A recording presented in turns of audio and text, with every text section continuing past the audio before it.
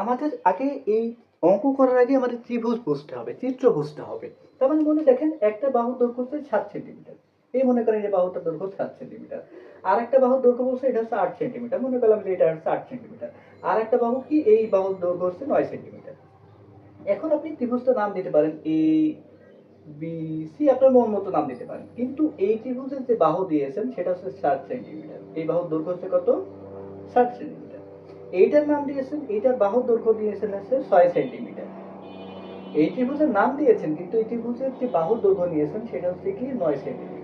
দেখেন আপনি তিনটা ত্রিভুজের মানে একটি ত্রিভুজের তিনটা বাহুর দৈর্ঘ্য নেওয়া শেষ। এই ত্রিভুজের ক্ষেত্রফল নির্ণয় করার সময় কি করবেন ভাইয়া?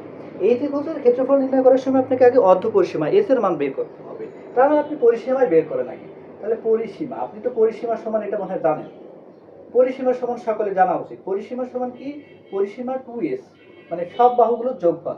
তার মানে 7 প্লাস 8 প্লাস 9। কিন্তু ভাই আপনার তো সূত্রে লাগবে হচ্ছে শুধুমাত্র s এর মান। তার মানে s মানে কি? অর্ধ পরিসীমা।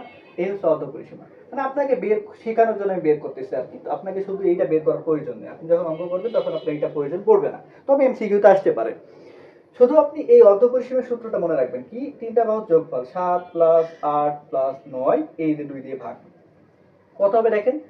দেখেন 7 আর 8 15, 15 আর 9 হচ্ছে 24। 24 কে 2 দিয়ে ভাগ করলে কত হয়? 12। 24 কে 2 দিয়ে ভাগ করলে হচ্ছে 12। এই হচ্ছে 12 সেন্টিমিটার আপনি এস এর মান পেয়েছেন, অর্ধ পরিসীমা পেয়েছেন।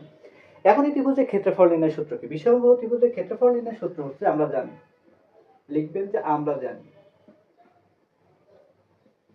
আমরা জানি ক্ষেত্রফল মানে এই বিষমবাহু ত্রিভুজের ক্ষেত্রফল equal to root over s into s minus a প্রথম বাহু বিয়োগ ইন্টু এস মাইনাস সি দ্বিতীয় বাহু বিয়োগ ইন্টু এস মাইনাস বি তৃতীয় বাহু বিয়োগ ইন্টু এস মাইনাস সি তৃতীয় বাহু বিয়োগ।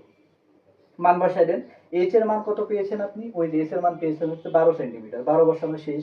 তাহলে 12 এর মধ্যে কত বিয়োগ করবেন? প্রথম বাহু কত? 7 ইন্টু আবার 12 এর মধ্যে কত বিয়োগ করবেন? দ্বিতীয় বাহু কত? 8।